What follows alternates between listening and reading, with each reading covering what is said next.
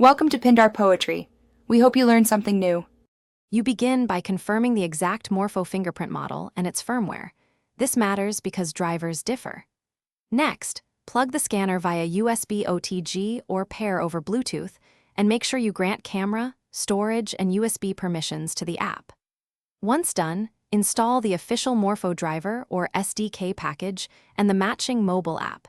This establishes the communication layer. You're now ready to open the app and proceed to device discovery. Don't skip driver prompts or the pairing step. Once the app detects the Morpho device, choose enrollment mode, single finger, multi-finger, or template, because accuracy depends on method. You should place the finger flat and centered. Capture 2 to 3 impressions per finger so the template averages out noise. Make sure to adjust sensor illumination, placement guides, and match threshold in the app settings, as these affect false rejects and accepts. If quality metrics fall low, re-enroll immediately and take slightly different angles to build a robust template. To finish, perform verification tests by scanning enrolled fingers and confirming match rates. This validates the entire flow.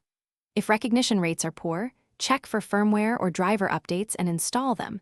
Compatibility fixes often resolve subtle errors. Make sure the sensor is clean, dry, and free of oils. Once resolved, re-enroll the user to replace corrupted templates. If problems persist, restart the device and the mobile app. Then contact vendor support with logs. This preserves time. Thanks for watching. Consider subscribing if we helped you.